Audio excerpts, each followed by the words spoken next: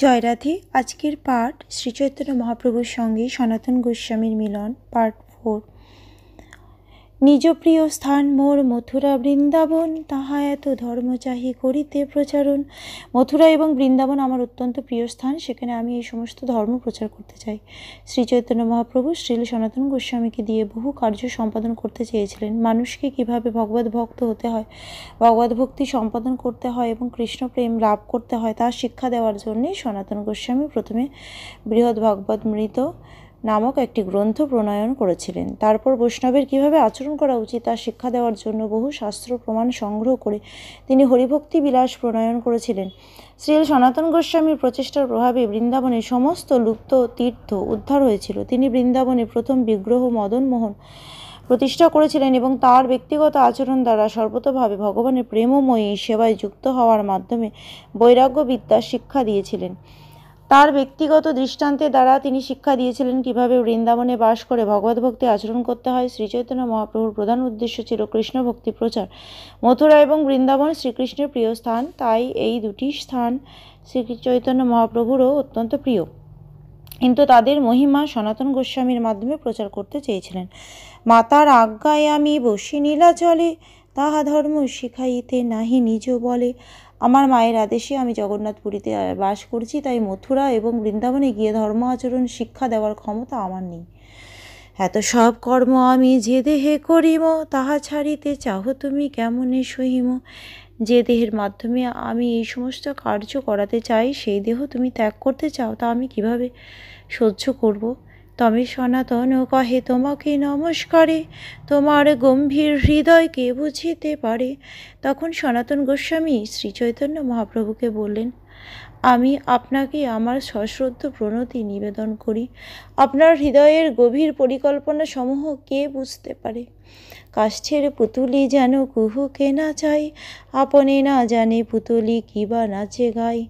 যারে জইছে নাচাও, সে তৈছে করে নর্তনে, কইছে নাচে কেবা না চায়, সেও নাহি জানে।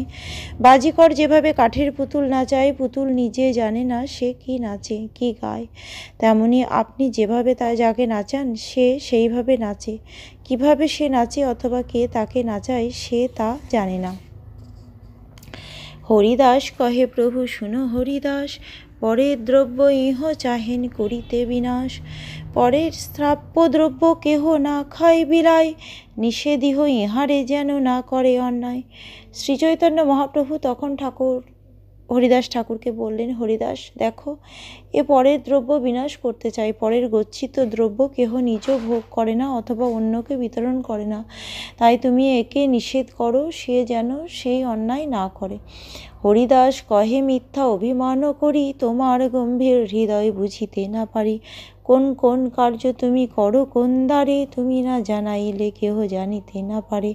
এতাদৃশ তুমি ইহারে করিয়াছ অঙ্গীকার, এত সৌভাগ্য ইহা না হয় কাহার। হরিদাস ঠাকুর বললেন, আমার মিথ্যা অহংকারে মত্ত হয়ে আমাদের ক্ষমতার গর্ব করি। প্রকৃতপক্ষে আপনার গভীর উদ্দেশ্য বুঝতে পারি না। কাকে দিয়ে যে আপনি কোন কাজ করাবেন তা আপনি না জানালে কেহ জানতে পারে না। এইভাবে যে আপনি একে অঙ্গীকার করেছেন সেরকম সৌভাগ্য কারোর হয় না। তবে মহাপ্রভু করি দুহারে আলিঙ্গন, মধ্যাহ্ন করিতে উঠি করিল গমন। তারপর মহাপ্রভু হরিদাস ঠাকুর এবং সনাতন গোস্বামীকে আলিঙ্গন করে মধ্যাহ্নকৃত সমাপন করতে সেখান থেকে বিদায় নিলেন। সনাতনে কহে হরিদাস করি আলিঙ্গন, তোমার ভাগ্যের সীমা না যায় কথন। তোমার দেহ কহেন প্রভু মোর নিজ ধন, তোমার সম ভাগ্যবান নাহি কোনো জন। নিজ দেহে যে কার্য না পারেন করিতে, সে কার্য করাইবে তোমা সেই মথুরাতে। যে করাইতে চাহে ঈশ্বর সেই সিদ্ধ হয়, তোমার সৌভাগ্য এই কহিল নিশ্চয়। ভক্তি সিদ্ধান্ত শাস্ত্র আচার নির্ণয়, তোমা দ্বারে করাইবেন বুঝিল আশয়। সনাতন গোস্বামীকে আলিঙ্গন করে হরিদাস ঠাকুর বললেন, তোমার সৌভাগ্যের পরিধি ভাষায় বর্ণনা করা যায় না। মহাপ্রভু তোমার দেহকে তার নিজের সম্পদ বলে মনে করেন। তোমার মতো ভাগ্যবান আর কেউ নেই। মহাপ্রভু তার নিজের দেহের দ্বারা যে কাজ সম্পাদন করতে পারে না, সেই কাজ তিনি তোমার দ্বারা সম্পাদন করবেন, এবং তাও মথুরা মণ্ডলে। ভগবান যা করাতে চান তাই হয়, এমনই তোমার সৌভাগ্য। আমি নিশ্চিতভাবে বলছি। আমি বুঝতে পারছি যে তুমি তোমার দ্বারা ভগবত ভক্তির সিদ্ধান্ত এবং শাস্ত্রবিধির আচার স্থাপন করাবেন। আমার এই দেহ প্রভুর কার্যে না লাগিল, ভারত ভূমিতে জন্মি এই দেহ ব্যর্থ হইল। আমার এই দেহ মহাপ্রভুর কাজে লাগলো না, ভারতভূমিতে জন্মগ্রহণ করা সত্ত্বেও আমার এই দেহ ব্যর্থ হলো। ভারতভূমির মহিমা আদি লীলা এবং শ্রীমদ্ ভাগবতে বর্ণিত হয়েছে। ভারতভূমিতে জন্মগ্রহণ করার বৈশিষ্ট্য হচ্ছে যে সেখানে জন্মগ্রহণ করার ফলে আপনা থেকেই ভগবত ভক্তি লাভ হয়। ভারতবর্ষের সর্বত্র, বিশেষ করে তীর্থস্থানগুলিতে সাধারণ অশিক্ষিত মানুষও কৃষ্ণ ভাবনাময় এবং কৃষ্ণ ভক্তকে দর্শন করা মাত্র তারা তাকে প্রণতি নিবেদন করে। ভারতবর্ষে গঙ্গা, যমুনা, নর্মদা, কাবেরী, কৃষ্ণা প্রমুখ বহু পবিত্র নদী রয়েছে এবং সেই সমস্ত নদীতে স্নান করার ফলে মানুষ জগতের বন্ধন মুক্ত হয়ে কৃষ্ণ ভক্তি লাভ করে। তাই শ্রী চৈতন্য মহাপ্রভু বলেছেন, ভারতভূমিতে হইল মনুষ্য জন্ম, যার জন্ম সার্থক করি করো বড় উপকার। ভারতবর্ষের পবিত্র ভূমিতে যারা জন্মগ্রহণ করেছেন তাদের কর্তব্য হচ্ছে তাদের জন্ম সার্থক করে পরোপকার করা।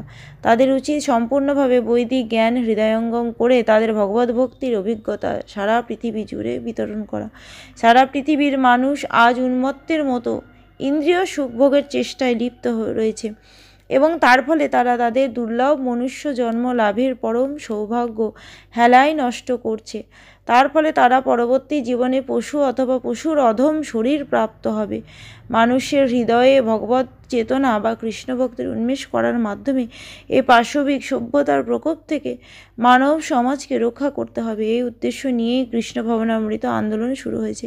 তাই সর্বোচ্চ স্তরে নিরপেক্ষ মানুষদের উচিত কৃষ্ণ ভাবনামৃত আন্দোলনের উদ্দেশ্য সম্বন্ধে অবগত হয়ে মানব সমাজের মঙ্গলের জন্য সর্বতোভাবে এই আন্দোলনে সহযোগিতা করা। সনাতন কহে তোমা সম কেবা আছে আনো, মহাপ্রভুর গণে তুমি মহাভাগ্যবানো। অবতার কার্য প্রভুর নাম প্রচারে, সেই কার্য প্রভু করেন তো তোমারও দ্বারে।